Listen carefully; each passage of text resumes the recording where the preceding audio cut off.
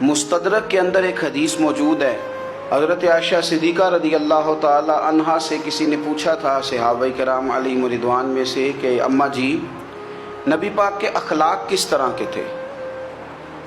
تو فرمانے لگی قرآن مجید ہی رسول پاک کے اخلاق ہیں۔ اور پھر حضرت عائشہ صدیقہ رضی اللہ تعالیٰ عنہ اس شخص سے کہنے لگیں چاہے تو سورہ مومنون پڑھ لو۔ تو انہوں نے یہ ابتدائی آیات سورہ مومنون کی جب تلاوت کی تو حضرت عائشہ فرمانے لگی یہی تو میرے نبی پاک کے اخلاق ہیں، اور یہی وہ آیات ہیں جن میں اللہ تبارک و تعالیٰ نے بندہ مومن سے تقاضا کیا ہے کہ اگر وہ جنت کا وارث بننا چاہتا ہے، جنت وہ جگہ ہے جہاں رسول کریم علیہ السلام کا قرب بھی ملے گا اور رب کریم کی زیارت بھی نصیب ہوگی، وہ مقام فلاح، وہ مقام کامیابی، وہ مقام جہاں اللہ تعالیٰ اپنے بندوں پر اپنی رضا نازل فرمائے گا، اس مقام کا نام مقام جنت ہے۔ تو اس سورہ مبارکہ کی ابتدائی آیات کے اندر اللہ تبارک و تعالیٰ نے ان صفات کا تذکرہ فرمایا ہے کہ اگر وہ صفات ہم اپنے اندر پیدا کرنے میں کامیاب ہو جائیں، معنی یہ ہے کہ ہمیں اللہ تبارک و تعالیٰ نے جنت کا وارث بنا دیا ہے۔ بڑے غور کے ساتھ سورہ مومنون کی ان ابتدائی آیات پر غور کرنا چاہیے۔ رب فرماتا ہے قد افلح المؤمنون، تحقیق مومن کامیاب ہو گئے۔ کون سے مومن؟ الذین ہم فی صلاتہم خاشعون، وہ جو اپنی نمازوں میں گڑ گڑانے والے ہیں، خشوع کے ساتھ، عاجزی کے ساتھ، انکساری کے ساتھ، ذوق کے ساتھ نماز پڑھنے والے ہیں۔ والذین ہم عن اللغو معرضون، اور وہ جو بیہودہ باتوں سے منہ پھیرنے والے ہیں، لغویات سے اپنا رخ پھیرنے والے، سنجیدہ لوگ۔ پھر ارشاد فرمایا والذین ہم للزکاۃ فاعلون، جو زکوٰۃ دینے کا کام کرنے والے ہیں۔ پھر فرمایا والذین ہم لفروجہم حافظون، اور وہ لوگ جو اپنی شرمگاہ کی حفاظت کرنے والے، اپنی شرمگاہ کی حفاظت کرنے والے۔ الا علی ازواجہم، مگر یہ کہ اپنی بیویوں پر، او ما ملکت ایمانہم، یا اپنی شرعی باندیوں پر۔ اس زمانے میں جو لونڈی خریدی جاتی تھی اس سے بھی وطی کرنا جائز تھا، اگرچہ اب لونڈیاں موجود نہیں ہیں تو یہ فعل بھی موجود نہیں، سوائے اپنی بیویوں پر یا شرعی باندیوں پر۔ فإنہم غیر ملومین، فرمایا جو یہ کام کرے اس پر کوئی ملامت نہیں ہے، اپنی بیوی کے پاس شرعی طریقے سے جائے یا باندی کے پاس جائے۔ فمن ابتغى وراء ذلک، اور جو آدمی اس کے بعد اس حد سے بڑھے، اس کے سوا کچھ اور کرے جو بندہ، فرمایا فاولئک هم العادون، یہ لوگ حد سے بڑھنے والے ہیں، جو لونڈیوں اور باندیوں کے علاوہ، اپنی بیویوں کے علاوہ کسی اور جگہ گندگی کریں، یہ حد سے بڑھنے والے، حدوں کو کراس کرنے والے لوگ ہیں۔ پھر ارشاد فرمایا والذین هم لاماناتہم وعہدہم راعون، اور وہ جو اپنی امانتوں اور اپنے وعدوں کی رعایت کرتے ہیں، امانتیں ادا کرتے ہیں، وعدے پورے کرتے ہیں۔ اور وہ لوگ جو اپنی نمازوں کی حفاظت کرنے والے ہیں، جن میں یہ خوبیاں آ گئیں، میرا رب فرماتا ہے نماز میں خشوع وضو حاصل ہو گیا، فضولیات سے بچ گئے، زکوٰۃ ادا کرنے والے بن گئے، شرمگاہ کی حفاظت کرنے والے بن گئے، امانتیں عہد پورے کرنے والے بن گئے، اپنی نمازوں کے محافظ ہو گئے۔ اللہ اکبر، قربان جائیں۔ مالک فرماتے ہیں اولئک ھم الوارثون، یہی لوگ تو وارث ہیں۔ یا اللہ کس چیز کے؟ فرمایا الذین یرثون الفردوس، یہ لوگ جنت کے وارث ہیں، یہ جنت کے وارث ہیں یہ لوگ۔ ہم فیہا خالدون، اور فردوس سے، جنت سے نکالے نہیں جائیں گے، ہمیشہ ہی جنت میں رہیں گے۔ یہ آیات اللہ کا مطالبہ بھی ہے، یہ آیات صحابہ، اہل بیت، اولیاء اللہ، ان تمام کی سیرت کا عکس بھی ہے۔ اور سب سے بڑھ کر سیدہ عائشہ صدیقہ فرماتی ہیں یہی تو آیات ہیں جنہیں اچھی طرح سمجھ لو گے تو تمہیں مدینے والے کے اخلاق بھی سمجھ میں آ جائے گا۔ حضرت عائشہ صدیقہ رضی اللہ تعالیٰ عنہ فرماتی ہیں ایک عورت تھی اور اسے نبی پاک صلی اللہ تعالیٰ علیہ وسلم نے وہ کلمہ پڑھ کے مسلمان ہوئی، مدینہ طیبہ آ گئی تو حضور نے مسجد نبوی شریف میں اس کے لیے مکان ایک سادہ سا کمرہ ساتھ مسجد کے بنوا دیا، وہیں رہنے لگی۔ اکثر وہ سیدہ طیبہ کے پاس آتی تو حضرت عائشہ صدیقہ رضی اللہ تعالیٰ عنہ فرماتی ہیں وہ بڑی باتیں سناتی اور آخر میں کہتی وہ ہار والا دن بھی بڑا عجیب دن تھا، اور میرے رب کی قدرتوں کا دن تھا، وہ بھی بڑا عجیب دن تھا۔ سیدہ عائشہ صدیقہ رضی اللہ تعالیٰ عنہ ایک دن فرمانے لگی کہ تو ہار والے دن کا بڑا ذکر کرتی ہے، وہ کیا دن تھا؟ تو خاتون کہنے لگی اماں جی وہ دن تھا جب میرے رب پر بھروسہ اور مضبوط ہو گیا، جس دن میرا اپنے رب پر توکل اور بڑھا، میرے ایمان میں یقین میں اور پختگی آئی۔ کہنے لگی میں ایک گھر کی کنیز تھی، نوکرانی تھی، اس گھر میں ایک بچی تھی جس کے پاس سونے چاندی ہیرے جواہرات کا ہار تھا۔ اس زمانے میں نا چمڑے کے اوپر لوگ ہیرے جواہرات لگاتے تھے، کئی دفعہ سرخ رنگ کے چمڑے پہ لگائے جاتے تھے، وہ بچی پہنتی تھی تو کہتی ہوں بچی کے اس نے اتار کے رکھا یا اس سے گرا وہ ہار تو چیل اسے اٹھا کے لے گئی گوشت سمجھ کے، اور میرے سامنے اٹھا کے لے گئی۔ گھر والوں نے مجھ سے پوچھا، یہ بخاری میں موجود ہے، گھر والوں نے پوچھا مجھ سے کہ وہ ہار کہاں ہے، تو میں نے کہا چیل اٹھا کے لے گئی۔ گھر میں کچھ چوری ہو جائے تو سب سے پہلا الزام کس پہ لگتا ہے؟ ملازمین پہ۔ کہتے انہوں نے مجھے بڑا مارا، بڑی تکلیف تھی، حتیٰ کہ میری شرمگاہ تک کی تلاشی لی، میری عزت اتنی خراب کی میں بتا نہیں سکتی۔ میں نے اپنی زندگی میں ایک واقعہ دیکھا، ایک امیر گھر میں چوری ہو گئی، ملازم کو اتنا مارا کہ وہ چارپائی پہ پڑ گیا، پولیس والوں سے اتنی مار پڑوائی گئی کہ وہ بیچارہ چارپائی پہ پڑ گیا، اور پھر وہ اتنا بیمار ہوا اور کچھ دنوں کے بعد پتہ چل گیا کہ چور تو اپنا بیٹا ہے ان کا، پھر اس کا انتقال ہو گیا۔ اب وہ سیٹھ صاحب اور گھر والے آ کے نا مرنے والے کے کان میں معافیاں مانگ رہے ہیں، کان میں۔ تو میں نے ان سے پھر کہا تھا کہ یہ تو اب چلا گیا ہے، تمہارا زور چلتا تھا نا تو تم نے قانون خریدا اور تم نے اسے جتنا ہو سکا تم نے اسے مار پڑوائی، تمہارے پاس جو عدالتیں تھیں تم نے وہاں کارروائی کی، اب ایک عدالت قیامت کے دن لگے گی۔ یہ کمزور تھا نا، کچھ کر نہیں سکا۔ میرے نبی پاک صلی اللہ علیہ وسلم نے فرمایا سن لو، اگر سینگ والی بکری نے بغیر سینگ والی بکری کو تکلیف دی ہوگی نا تو قیامت کے دن اسے بھی بدلہ دینا پڑے گا کہ تیرے پاس سینگ تھے اور تو نے اسے مارا تھا۔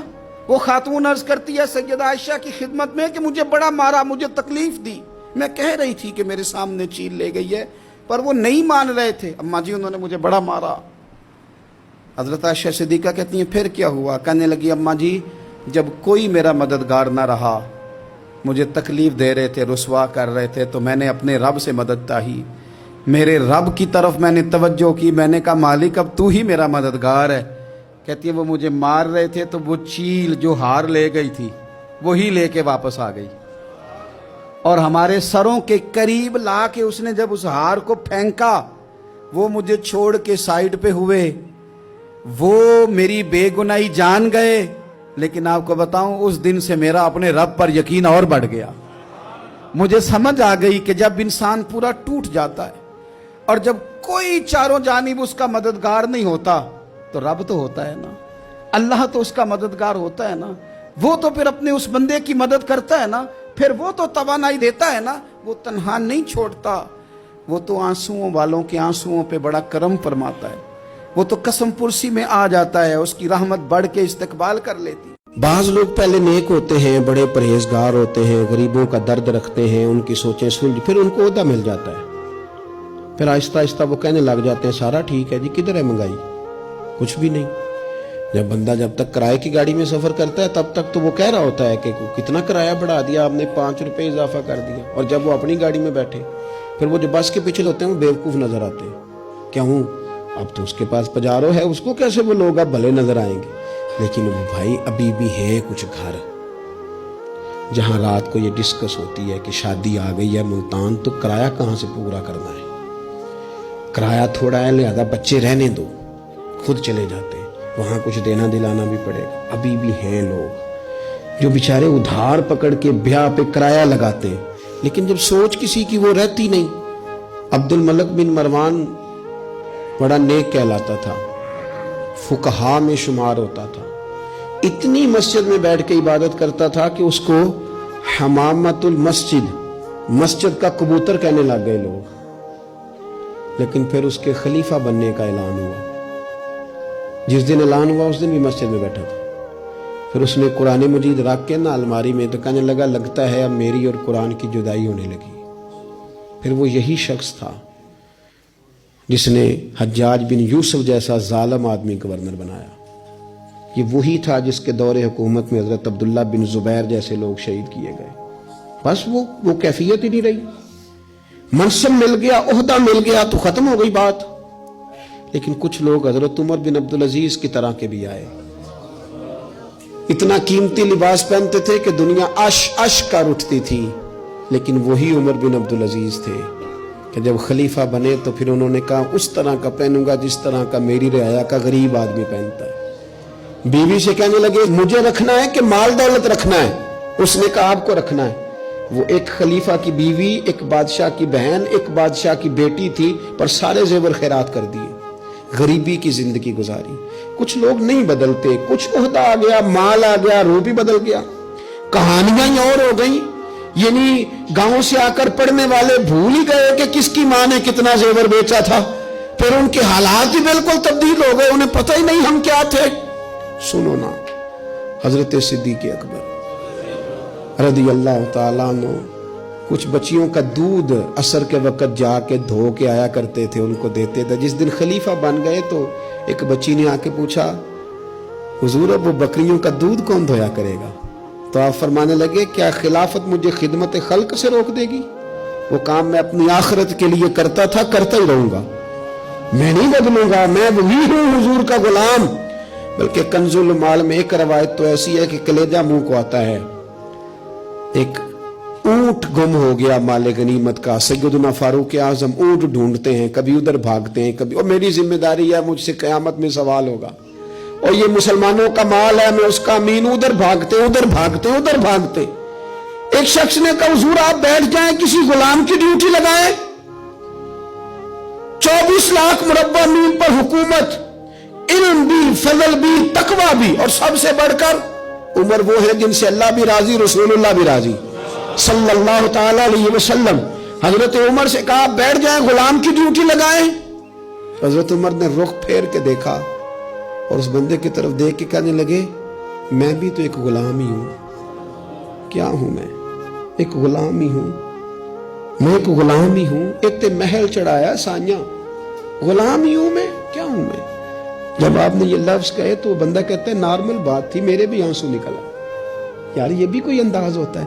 لیکن بھول گئے لوگ، اپنوں کو بھول گئے، اپنوں کو بھول گئے، اپنے قریبیوں کو بھول گئے. دولت آئی تو پھر وہ محلہ پسند نہ آیا، پھر گھر سوسائٹی میں بن گیا، پھر یار بدل گئے، پھر رشتہ داریاں بدل گئیں، پھر حالات اور ہو گئے. اچھا میں آج کل نا دیکھتا ہوں کہ کچھ لوگوں کو شوق ہو گیا ہے گاڑیوں کے پیچھے بھاگنے کا.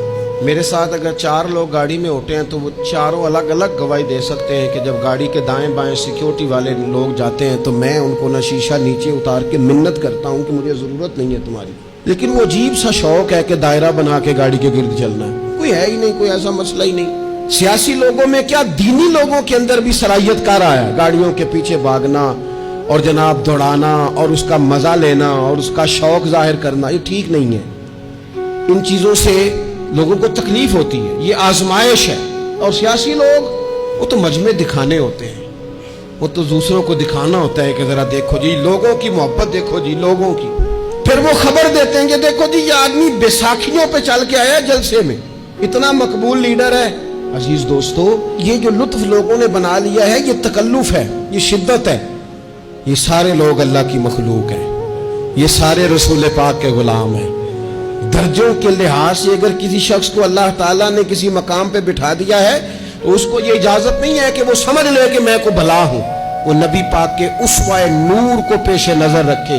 حضرت سعد بن عبادہ رضی اللہ تعالیٰ عنہ بیان کرتے ہیں کہ ایک مرتبہ نبی پاک صلی اللہ تعالیٰ علیہ وسلم ہمارے ہاں تشریف لائے. حضور واپس جانے لگے تو میں نے احترام کے طور پر اپنے بیٹے قیس کو حضور کے ساتھ کر دیا. میں نے کہا جاؤ نبی پاک کے ساتھ. حضور سواری پہ تھے تو حضور نے جناب قیس سے فرمایا آجا بیٹا میرے ساتھ ہی سوار ہو جا، آجا ذرا میرے ساتھ آجا۔ کہنے لگے نہیں حضور میں نے آپ کے ساتھ سوار نہیں ہونا۔ ہمارے ہاں بھی کچھ لوگ کسی کو سمجھا رہے ہوتے ہیں پر اس طرح سمجھا رہے ہوتے ہیں جیسے دعوت دے رہے ہیں، یہ میں اس قابل نہیں جی، میں تو بڑا چھوٹا آدمی ہوں جی میں۔ او بھائی آپ دعوت دے رہے ہیں کہ ذرا اور کرو میرے ساتھ، یہ دعوت دے رہے ہیں۔ کسی نے اگر کسی کو منع کرنا ہے تو اس کا لہجہ بتاتا ہے کہ یہ پسند نہیں کر رہا اس چیز کو۔ حضرت سعد بن عبادہ کے صاحبزادے جناب قیس بن سعد رضی اللہ تعالیٰ عنہ کہتے ہیں میں حضور کے ساتھ تھا، محبوب نے فرمایا میرے ساتھ بیٹھ جاؤ سواری پہ۔ میں نے کہا نہیں یا رسول اللہ میں نہیں بیٹھتا، ازراہ ادب کہا۔ حضور نے فرمایا دو ہی باتیں ہیں، یا میرے ساتھ بیٹھ جاؤ اور یا واپس چلے جاؤ۔ میری سواری کے ساتھ ساتھ بھاگنے کی تمہیں اجازت نہیں۔ دنیا کو اسوہ وہ دینا ہے جس پر لوگ عمل کر سکیں، جس پر عمل کرنا لوگوں کے لیے آسان ہو جائے۔ تکلفات کی زندگی مشکل ہوتی ہے اور آداب اگر بوجھ بن جائیں تو پھر وہ لمبے نہیں چلتے، وہ بڑی جلدی چیزیں کمزوری کا شکار ہو جاتی۔ قرآن مجید کی ان آیات اور احادیث کو سامنے رکھ کے میں کہتا ہوں میرے ملک کا سب سے بڑا مسئلہ بددیانتی۔ یہاں سے خیانت ختم کر دی جائے، بددیانتی چھوڑ دی جائے، سارے مسئلے ٹھیک ہو جائیں۔ خیانت نہ کی جائے، کوئی نہ خیانت کرے، نہ رب سے کرے، نہ رسول سے کرے، نہ دین سے کرے، نہ اپنے منصب سے کرے، نہ اپنی سیٹ سے کرے، نہ اپنے عہدے سے کرے، نہ اپنے لوگوں سے کرے، نہ اپنے کارکنان سے کرے، نہ اپنے ووٹر سے کرے، نہ اپنے سپورٹر سے کرے، نہ کرے بددیانتی۔ پیر اپنے مریدوں سے کبھی نہ کرے، مرید اپنے شیخ سے کبھی نہ کرے، استاد اپنے شاگردوں سے بددیانتی کبھی نہ کرے، شاگرد پڑھنے میں اور سبق کو سمجھنے میں کبھی بددیانتی نہ کریں۔ یہ بددیانتی نکال دی جائے، دیانتدار انسان ہو جائے، دیانتدار۔ حضرت سیدنا عمر فاروق رضی اللہ تعالیٰ عنہ ارشاد فرمایا کرتے تھے، یہ کنز المال میں موجود ہے۔ حضرت عمر نے کہا ہے میں نہیں کہہ رہا، حضرت عمر نے کہا ہے میں نہیں کہہ رہا، سیدنا فاروق اعظم کا قول ہے، کنز المال میں موجود ہے۔ میں حوالہ دکھا سکتا ہوں پر میں نہیں کہہ رہا، پھر کہہ رہا ہوں۔ انہی کی محفل سوارتا ہوں، چراغ میرا ہے رات ان کی، انہی کے مطلب کی کہہ رہا ہوں، بس یہ زبان میری ہے باقی بات ان کی۔ انہی کی محفل سوارتا ہوں، چراغ میرا ہے رات ان کی، انہی کے مطلب کی کہہ رہا ہوں، زبان میری ہے بات۔ حضرت عمر فاروق رضی اللہ تعالیٰ عنہ فرماتے ہیں کسی شخص کی نماز اور کسی شخص کا روزہ تمہیں دھوکے میں نہ ڈال دے۔ ہاں فرماتے ہیں کسی کا نماز روزہ تمہیں دھوکے میں نہ ڈال دے۔ فرمایا چاہے وہ روزہ رکھے، چاہے وہ نماز پڑھے، جب تک وہ امانت دار نہیں اس کا کوئی دین نہیں۔ فرمانے لگے پڑھ نماز جتنی مرضی، رکھ روزے جتنے مرضی، لیکن اگر تو دیانتدار نہیں تو پھر تیرا کوئی بھی دین ہے۔ کیا معنی سمجھ لیا لوگوں نے کہ بعض رسومات میں بعض چیزوں کو قید کر لیا تو دیندار ہو گئے؟ تو امانت دار کتنا ہے، تیرے اندر دیانت کتنی ہے، تو اپنے منصب کے ساتھ کس قدر زیادہ دیانتداری کا مظاہرہ کرتا ہے۔ دو نقصان ہوتے ہیں جب بندہ بندوں کی گڈ بک میں آنا چاہتا ہے۔ ایک تو مداہنت کا شکار ہو جاتا ہے، سچی بات نہیں کہہ پاتا، تبلیغ نہیں کر سکتا، اعلاء کلمت الحق نہیں کر سکتا، اور دوسرا یہ ہوتا ہے کہ اس کو تساہل فی اللہ کا مسئلہ بن جاتا ہے، اللہ کے کاموں میں سست ہو جاتا ہے۔ بندے کوئی کام کریں تو چست ہے، اس جگہ دعوت مل جائے تو چست ہے، دین کے کام میں سست ہے، عبادت کے معاملے میں سست ہے، درود شریف پڑھنے کے مسئلے میں سست ہے، باقی دنیا داری کے کاموں میں چست ہو جاتا ہے۔ کیوں کہ بندے راضی کرنا چاہتا ہے، وہ مداہنت کا شکار ہے۔ کھری بات کر سکتا، وہ صحیح بات نہیں کر سکتا، وہ کسی کو تبلیغ نہیں کر سکتا، اس لیے کہ بہت سارے لوگ ہیں اگر آپ انہیں سچ بات کہتے ہیں ویسے ناراض ہو جاتے ہیں، بگڑ جاتے ہیں۔ وہ کہتے ہیں کہ آپ جو ہم کہہ رہے ہیں اس کے مطابق چلیں، مسئلہ ٹھیک رہتا ہے۔ صحیح بخاری میں حدیث ہے، حضرت نعمان بن بشیر اور رضی اللہ تعالیٰ عنہ حدیث کے راوی ہیں، اللہ کے پیارے رسول صلی اللہ علیہ وسلم نے فرمایا کہ کچھ لوگ امر بالمعروف کے معاملے میں مداہنت کا شکار ہیں۔ بندہ بگڑ نہ جائے، بندہ ناراض نہ ہو جائے، بندہ چلا نہ جائے، بندہ پیچھے نہ ہٹ جائے، مداہنت کا شکار ہوتا ہے۔ لیکن حضور فرماتے ہیں اس کا نقصان کیا ہوتا ہے۔ کریم فرمانے لگے کہ کچھ لوگ سفر کر رہے تھے بحری جہاز میں، تو انہوں نے دونوں منزلیں تھی تقسیم کر لی، کچھ نیچے والی منزل میں، کچھ اوپر والی منزل میں۔ اب وہ نیچے والی منزل والوں کو اوپر جانا پڑتا تھا پانی لینے کے لیے۔ انہوں نے کہا یہ مشقت ہوتی ہے، بڑی زحمت ہوتی ہے، تو نیچے ہی نہ کلاڑا چلائیں، اور نیچے دریا ہے تو ایک دو تختہ توڑتے ہیں ذرا تو پانی آ جائے گا۔ تو حضور فرماتے ہیں اب اگر اوپر والوں نے انہیں روکا نہ آنا کہ یہ کہیں ناراض نہ ہو جائے، کر یہ بیوقوفی رہے ہیں، لے پانی رہے ہیں، ہو سکتا ہے اپنے حساب سے ٹھیک چل رہے ہوں، پر اگر اوپر والوں نے روکا نہ آنا تو خود بھی ڈوبیں گے اور انہیں بھی ڈبو دیں گے، اور اگر انہوں نے ہاتھ پکڑ لیا، انہیں منع کر لیا، تو صرف وہی نہیں بچیں گے، روکنے والے بھی بچیں گے۔ ہم مداہنت کا شکار ہو گئے، ہم سچی بات کہہ ہی نہیں سکتے۔ کیوں؟ اس لیے کہ بندے نہ ناراض ہو جائیں، ہو جائے جس نے ناراض ہونا ہے۔ او یارو بس ایک بات ذہن میں رکھو، کہیں اللہ نہ ناراض ہو جائے، کہیں اللہ کے رسول نہ ناراض ہو جائے، کہیں وہ نہ ناراض ہو جائے کہ جو ناراض ہو جائے تو نہ دنیا بچتی ہے اور نہ آخرت بچتی۔ نبی پاک صلی اللہ علیہ وسلم ایک شاعر تھے، انہوں نے بات تو بڑی غلط کی، لیکن چلو بعض اوقات نصیحت کے لیے کچھ باتوں کو دہرا دینا چاہیے۔ پاکستان کے ایک معروف شاعر تھے، ان سے کسی نے کہا کہ آپ مسلمان ہیں؟ کہنے لگا آدھا مسلمان ہوں آدھا کافر ہوں۔ کس طرح؟ کہنے لگا اسلام کے اندر خنزیر بھی حرام ہے اور شراب بھی حرام ہے، لیکن میں خنزیر نہیں کھاتا، شراب پی لیتا ہوں، معاذ اللہ سے معاذ اللہ۔ کہنے لگا خنزیر سے مجھے نفرت ہے، شراب میں چھپ کے کہیں کونے میں جا کے پیتا ہوں، تو آدھا مسلمان ہوا نا۔ کہ اگر تو میں دین کا حکم سمجھ کے نفرت کروں تو پھر جتنی خنزیر سے کروں اتنی شراب سے بھی کروں۔ تو کسی نے اس پر تنقید کرنی چاہیے تو اس نے کہا ٹھہر جا ذرا سن، جس طرح شراب حرام ہے، جس طرح جوا حرام ہے، جس طرح خنزیر حرام ہے، ملاوٹ بھی تو اسی طرح ہی حرام ہے، حرام مال بھی تو اسی طرح ہی حرام ہے۔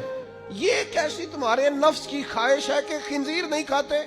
ایک حدیث نہ سناؤں آپ کو ابن ماجہ سے، ترمذی شریف میں بھی موجود ہے، مشکات میں بھی موجود ہے۔ حضرت ابو امامہ باہلی رضی اللہ تعالیٰ عنہ فرماتے ہیں کہ نبی پاک علیہ السلام نے میرے سامنے یہ الفاظ بیان کیے، اور یہ ذرا الفاظ دیکھیے حضور کے کس طرح کے ہیں۔ حضور فرمانے لگے میرے دوستوں میں سب سے زیادہ میرے نزدیک قابل رشک وہ مومن ہے جو ذرا ہلکا پھلکا سا ہوتا ہے، اس پر ذرا ذمہ داریوں کا بوجھ کم ہوتا ہے، جس کا دائرہ زندگی ذرا محدود ہے، ہلکا ہے، بہت زیادہ اس نے اپنے اوپر بوجھ نہیں ڈالے۔ اور حضور فرمانے لگے نماز میں اسے لذت حاصل ہوتی ہے، اس کا نماز میں بڑا حصہ ہے۔ فرمایا اپنے رب کی عبادت کرتا ہے تو خوبی کے ساتھ کرتا ہے، اپنے اللہ کی فرما برداری کرنا یہ اس کا ترہ امتیاز ہے، یہ بندہ قابل رشک ہے۔ اور حضور فرمانے لگے وہ جو کچھ بھی کرتا ہے نا کرتا چھپ کے ہے۔ یہ قابل رشک مومن کی حضور علامتیں بیان کر رہے ہیں، فرماتے ہیں وہ بندہ گمنامی میں رہتا ہے، چھپا ہوا رہتا ہے، اٹھ بلے آ چلو تھے بسیے جتے وس دینی سارے ینے، نہ کوئی ساڈی ذات پچھانے نہ کوئی سانو منے، چھپا ہوا رہتا ہے۔ اور حضور فرماتے ہیں یہ قابل رشک ہے جس کی طرف انگلیوں سے اشارہ نہیں کیا جاتا، وہ حضرت جا رہے ہیں، وہ چوج صاحب جا رہے ہیں، وہ دیکھو فلاں گیا، انگلیوں سے لوگ اشارہ نہیں کرتے، قابل رشک مومن ہے۔ اور نبی پاک علیہ الصلوۃ والسلام فرماتے ہیں روزی بھی اتنی ہے اس کے پاس جتنی اسے ضرورت ہے، بقدر ضرورت اللہ نے رزق دیا ہوا ہے، اور وہ اس پر صابر بھی ہے، شاکر بھی ہے۔ اور حضور فرماتے ہیں اس کی موت بھی چٹکیوں میں آتی ہے، اور تعلق بھی تھوڑے ہیں، پیچھے رونے والے بھی زیادہ لوگ کوئی نہیں۔ یہ بندہ جو چھپا ہوا ہے، یہ جو گمنام سا ہے، وہ شہرت سے بچنے والا پیچھے پیچھے رہتا ہے، اور میرا جی چاہتا ہے ساری غزلیں اس پیارے کے نام کریں۔ وہ پیچھے ذرا ہٹ کے گمنام، تھوڑا سا لوگوں سے چھپا ہوا، تھوڑا سا کسی کونے سے لگا ہوا، تھوڑا اپنا تعارف کو بچاتا ہوا، اس نے کوئی کارڈ نہیں چھپائے ہوئے، وہ بہت ساری جگہوں پہ ممبر نہیں ہے، اس کا کوئی لینا دینا نہیں ہے۔ اللہ نے ہمارے رسول پاک کو بڑی عظمتیں عطا فرمائی، اللہ نے بڑی شانیں عطا فرمائی، اللہ تعالیٰ نے حضور کے ذکر کو بلند کیا، اللہ تعالیٰ نے نبی پاک علیہ السلام کو حوض کوثر عطا فرمایا، اللہ نے محبوب کو کل کائنات کے لیے نبی اور رحمت للعالمین بنایا، اللہ تعالیٰ نے نبی پاک علیہ السلام کو سب سے آخری نبی بنایا، اللہ تعالیٰ نے آپ کو تمام انسانیت کے لیے کرم کرنے والا، ہدایت کا پیغام دینے والا بنا کے بھیجا۔ اللہ تعالیٰ نے حضور کو گواہ بنایا، بشیر بنایا، نذیر بنایا، اور فرمایا وَلَسَوْفَ يُؤْتِيكَ رَبُّكَ فَتَرْضَىٰ، آپ کا رب آپ کی رضا چاہتا ہے۔ اللہ نے حضور کو قرآن دیا، اللہ نے محبوب کو صدیق اکبر دیے، عمر فاروق دیے، عثمان غنی دیے، مولا علی دیے، حسنین کریمین عطا فرمائے۔ یہ سارے اللہ تعالیٰ نے اپنے محبوب علیہ الصلوۃ والسلام کی خدمت کے لیے، غلامی کے لیے عطا کیے۔ اللہ تعالیٰ نے رسول پاک کے دین کو پچھلے تمام دینوں کا ناسخ بنایا. اب کسی دین پر عمل نہیں ہوگا, قیامت تک سکہ مدینے والے رسول کا چلے گا. اللہ تعالیٰ نے رسول پاک علیہ السلام کو حبیب بنایا. اللہ نے محبوب کو نبیوں کا امام بنایا, کائنات کا سردار بنایا. کیا خوب کہا تھا چراغے گولرا نے, کہنے لگے ممکن نہیں مدح شاہ خدا. گیلانی پیر نے خوب کہا, کتھے میرے علی کتھے تیری ثنا. ممکن نہیں مدح شاہ خدا. زندگیاں ختم ہوئی اور قلم ٹوٹ گئے, بس تیرے اوصاف کا ایک باب بھی پورا نہ ہوا. حضرت عقبہ بن عامر رضی اللہ تعالیٰ عنہ ایک صحابی ہیں. وہ کہتے ہیں کہ میں نے حضور سے ایک بات پوچھی بڑی گہری کر کے, تو نبی پاک صلی اللہ تعالیٰ علیہ وسلم نے 3 جملوں میں مجھے جواب دیا. آپ فرماتے ہیں کہ اس پر عمل تو میں نے بعد میں کرنا تھا, لیکن جب میں وہ بات سن رہا تھا نا, اس جواب کو جب میرے کان سن رہے تھے, تو اس وقت ہی اللہ نے میری روح کو ٹھنڈا کر دیا. اسی وقت ہی میری طبیعت پھولوں کی طرح حشاش بشاش ہو گئی, میرے وجود میں خوبصورتی دوڑنے لگی. امام سیوطی علیہ رحمہ نے اس کو لکھا ہے. حضرت سیدنا عقبہ بن عامر رضی اللہ تعالیٰ عنہ کہتے ہیں میں نے بارگاہ رسالت مآب صلی اللہ علیہ وسلم میں عرض کی. میں نے کہا حضور, میں اخلاق اختیار کرنا چاہتا ہوں پر ذرا اعلیٰ قسم کی, تو مجھے آپ وہ عمل بتائیں جو افضل ترین عمل ہو, بہترین عمل بتائیں, میں عمل کرنا چاہتا ہوں. کہتے ہیں حضور نے 3 جملے ارشاد فرمائے. اللہ کے محبوب علیہ الصلوۃ والسلام فرمانے لگے, سن پھر, جو تجھے محروم کرے نا اسے دیا کر, اور جو تجھ سے توڑے اسے جوڑا کر, اور فرمایا جو تیرے اوپر ظلم کرے اسے معاف کر دیا کر, رب تیرے اخلاق کو سب سے اعلیٰ بنا دے گا. یہ افضل ترین اعمال ہیں, افضل ترین اعمال. جو تجھے محروم کرے تو اسے دے. یہ نہ کہے کہ جب میں الجھ گیا تھا تو تیرا رویہ کیا تھا, نہ, جب تجھے محروم کرے تو اسے دے, اور فرمایا جو تجھ سے توڑے اس سے جوڑ. یعنی اب اس کا معنی یہ ہے کہ کچھ لوگوں کے پیچھے بھی پھرنا پڑتا ہے, تو توڑنے والے سے تھوڑا سا جوڑ, تھوڑا بازو کھول, اور فرمایا جو ظلم کرے نا تو اسے معاف کر. قربان جائیں, کبھی ان تینوں فکروں پہ تھوڑا سا رات کو سوچو. یوں لگتا ہے کہ ان فکروں نے چارپائی جو تھی وہ زمین پہ تھی لیکن آسمان تک پہنچا دی. سنن ابو داؤد شریف میں ایک صحابی کی بات ہے, کلیجہ ٹھر جاتا ہے. حضرت ام خلاد رضی اللہ تعالیٰ عنہ صحابیاں ہیں, ان کے بیٹے شہید ہو گئے. کوئی شے ماں کو یاد رہتی ہے, بیٹا ہی شہید ہو گیا اور جوان بیٹا جنگ میں. لیکن حضرت ام خلاد رضی اللہ تعالیٰ عنہ نے پورا پردہ اوڑا, نقاب اوڑا, چادر پوری سمیٹی, اپنا وجود اچھے طریقے سے چھپایا, پھر دروازے رسول پہ حاضر ہوئی. عرض کرتی ہیں یا رسول اللہ, میرا لال میرا بیٹا. اور میں نے کہا ماں کو کچھ بھی یاد نہیں رہتا, وہ تو بچہ چلا جائے تو پاگلوں کی طرح گھومتی ہے, اور جوان بیٹا چلا گیا. آنکھ عرض کرتی ہیں یا رسول اللہ میرے بیٹے کا کیا بنا؟ حضور نے فرمایا شہید ہو گیا تیرا بیٹا. قریب ایک صحابیہ کھڑی تھی, کہنے لگی اس حالت میں بھی تیرا پردہ اتنا مضبوط ہے؟ ام خلاد بیٹا چلا گیا, کلیجہ منہ کو آ رہا ہے سن کے بھی, اس حالت میں بھی تیرا پردہ. تو حضرت ام خلاد رضی اللہ تعالیٰ عنہ فرمانے لگی میرا پتر گیا ہے, کو میری حیا تو نہیں نہ گئی, میری حیا تو نہیں نہ گئی, بیٹا ہی گیا ہے نا, میری حیا میرے پاس موجود ہے. بیٹا چلا گیا ہے پر وہ جو دین نے مجھے حیا دی وہ میری اپنی جگہ پہ قائم ہے. جب آپ کی طبیعت کے تقاضے اس طرح کے ہوتے ہیں تو پھر میرے بھائی آپ کو محسوس ہوتا ہے کہ آپ حسین زندگی گزار رہے ہیں. ایک حدیث پاک ہے بخاری مسلم میں, بڑے غور سے سنیے گا, اور اس کے اندر جتنے پہلو ہیں ان پر پوری توجہ دیجئے گا کہ کہیں ہم ادھر آ تو نہیں گئے.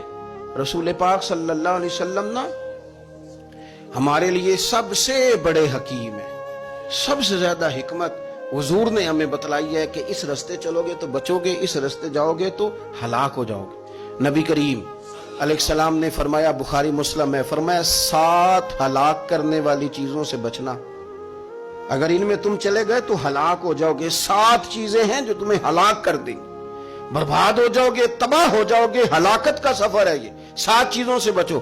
یا رسول اللہ صلی اللہ علیہ وسلم وہ کون کون سی؟ تو حضور نے فرمایا اللہ کے ساتھ شریک نہ کرنا, ہلاک ہو جاؤ گے. دوسرا نبی پاک صلی اللہ علیہ وسلم نے فرمایا جادو نہ کرنا, ہلاک ہو جاؤ گے, ہلاک. اور یار جسے حضور فرما رہے ہیں ہلاک ہو جائے گا, وہ بچے گا. نبی پاک صلی اللہ علیہ وسلم نے تیسرے نمبر پر فرمایا جس شخص کے قتل کرنے کو اللہ نے حرام قرار دیا ہے اسے قتل نہ کرنا, ہلاک ہو جاؤ. चौथे नंबर पर रसूल पाक अलैहिस्सलाम ने फरमाया सूद ना कभी भी खाना, हलाक हो जाओगे, हलाक। बड़ी बड़ी दलीलें दी बैंक वालों ने, बड़ा समझाया तो हाजी साहब मान गए, मोहतरम मान गए। कहने लगे नहीं जी नहीं, वो कारोबार में लगाते हैं। बड़े भोले भाले हैं हम, पता सारा है। और देखो सब कामों के बावजूद मुस्तकिल बैंकों में पैसे उस अकाउंट में रखे हुए हैं जहां से मुस्तकिल सूद आता है। हुजूर ने फरमाया न करना ये काम। तू कहता मैं सूद पे पैसे लेके कारोबार चमकाऊंगा, तेरे नबी पाक ने तो फरमाया तू हलाक हो जाएगा। तू कहता मैं मिल लगाऊंगा, हुजूर ने तो फरमाया हलाकत है। तू कहता मैं बड़ा कुछ कर जाऊंगा तो हलाकत है। अच्छी तरह समझ ले, असल माल भी जाया हो जाता है उस बंदे का जो सूद का माल मिला लेता है, असल बरकत भी उड़ जाती। और मेरे नबी पाक सल्लल्लाहु अलैहि वसल्लम ने 5वें नंबर पे फरमाया यतीम का माल न खाना, हलाक हो जाओगे। न खाना इनका माल, ये करोड़ों हो, अरबों हो या 10 रुपए हो, यतीम का पैसा न खा जाना, हलाक हो जाओगे, हलाकत तुम्हें आ लेगी।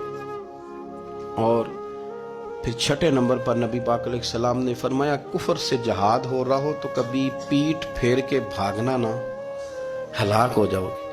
और 7वें नंबर पर अल्लाह के रसूल ने फरमाया बेकसूर और बेगुनाह औरत पर तोहमत न लगाना, बिला वजह बहू के खाते ना कुछ डाल देना, बिला वजह भाभी और बीवी और किसी भी खातून पर कोई इल्जाम बेकसूर औरत पर बोहतान न लगाना। मार मार के एक शख्स ने बेहाल कर दिया बीबी को और बाद में पता चला कि जी मुझे शाक है, तवीज कराती है। क्या आपकी सोच है? मुसलमान अल्लाह को मानने वाला और इस बातों पर इल्जाम लगाएगा, तवीज करा के लाती। बेकसूर औरत पर बोहतान, ये एक तो बात है उसे मारना और एक ये है कि कोई तकलीफ देना, और एक खाली इतनी बात की कि बोहतान भी ना लगाना, उस पर इल्जाम ना लगाना।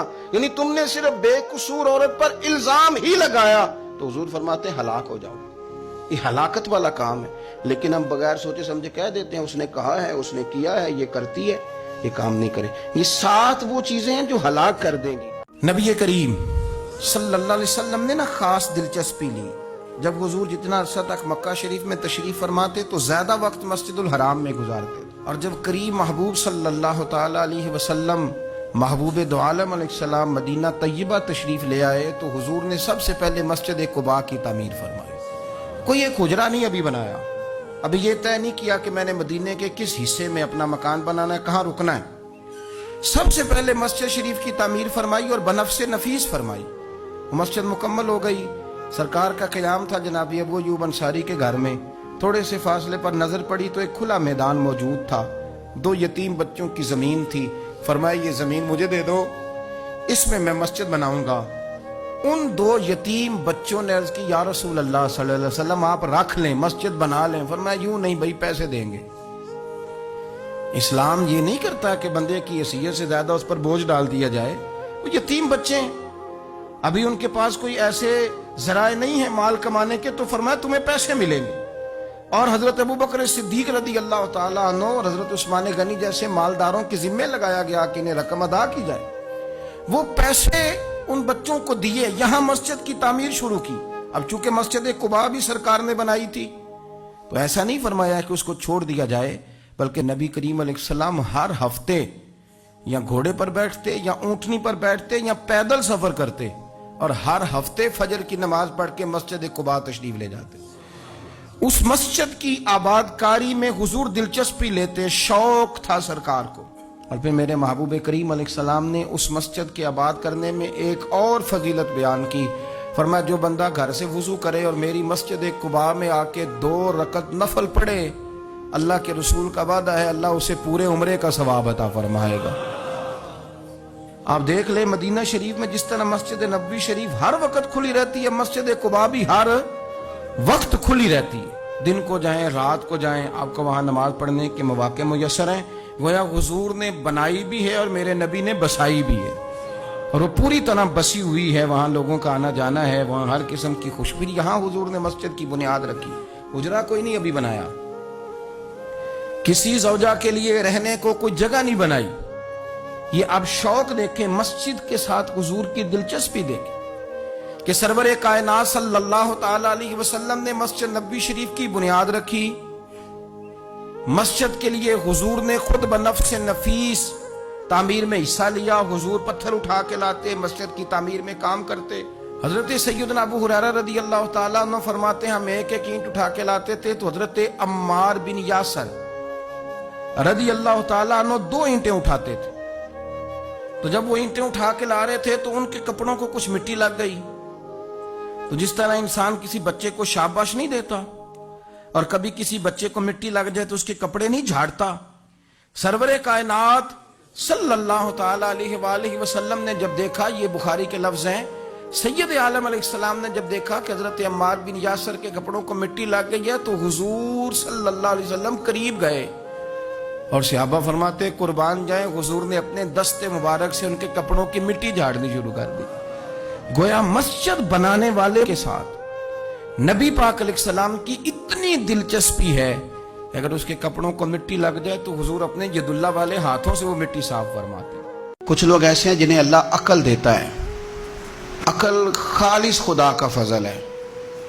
آپ یقین کریں بہت سارے پڑھے لکھے لوگ بھی سیانے نہیں ہوتے, ڈگری ہوتی ہے شعور نہیں ہوتا. اللہ تعالیٰ کچھ لوگوں کو معاملہ فہمی دیتا ہے.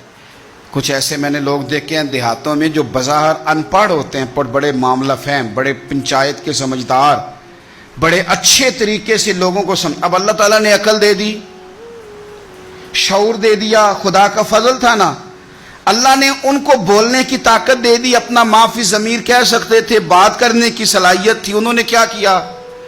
انہوں نے دھوکہ دینے میں اپنی عقل کو استعمال کرنا شروع کر دیا, فراڈ کرنے شروع کر دی.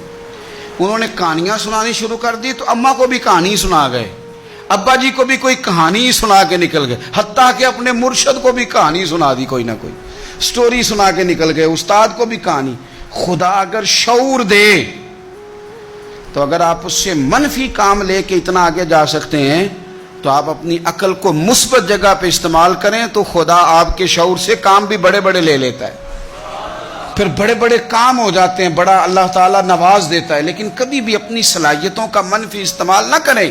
اگر آپ یہ کہیں کہ ہم نے منفی استعمال ہی کرنا ہے اپنی ان ساری چیزوں کا تو پھر یاد رکھنا کچھ لوگ دنیا میں آپ کو ایسے بھی ملیں گے, قد بھی بڑا اونچا ہے, رنگ بھی بڑا گورا ہے, چلنے میں انسان بڑا بھلا محسوس ہوتا ہے, لیکن آپ ذرا اس کا بازو اٹھا کے دیکھیں گے تو یہاں ایڈریس لکھا ہوا ہے, اس کا ذہنی توازن ٹھیک نہیں. اگر کسی کو ملے کرتے پر ایڈریس لکھ دیا ہے, بازو پر لوگوں نے ایڈریس لکھ دیا ہے, اگر کسی کو ملے تو فلاں مقام پہ پہنچا دو. وہ ایک دفعہ خبر لگی کسی علاقے کی کہ ایک مقام پہ نا پڑھے لکھے اور مالدار نوجوان بڑی مہنگی گاڑی میں آئے اور ایک بوڑھے شخص کو زبردستی گاڑی میں ڈالنے لگے, اور وہ بوڑھا اتنا غریب تھا کہ فٹ پاتھ کنارے بیٹھ کے وہ خیرات مانگ رہا تھا. تو بہت سارے لوگ جمع ہو گئے, پولیس کو بھی بلا لیا گیا. جب آئے تو انہوں نے کہا تم اتنے مالدار ہو تو اس فقیر کو کہاں لے جانا چاہتے ہو؟ تو بچے رو پڑے, پہلے بتاتے نہیں تھے لوگوں کو, پھر وہ رو پڑے. انہوں نے کہا نہ ہمیں تنگ کرو, لے جانے دو. کا مسئلہ کیا؟ کہنے لگے یہ غیر نہیں ہمارے والد ہیں. ماجرا کیا؟ کہنے لگے بیچارے بڑے سمجھدار تھے, بزنس مین تھے, سب کچھ تھا, پر نہ اب ذہنی توازن ٹھیک نہیں رہا. اب سارا کچھ ہوتے ہوئے سڑکوں پہ بھیک مانگتے ہیں. او بے پرواہی ویک سجن دی, جتھے کسے دی پیش نہ جاوے انہیں تاجاں والے در در رولے, تے او منگتے ہیں تخت بٹھاوے. سجنا کسے نو کارا ملدا ہی کوئی کعبے او خالی آوے. تو اگر آج شعور سلامت ہے, شعور, تو پھر تھوڑا خیال کریں.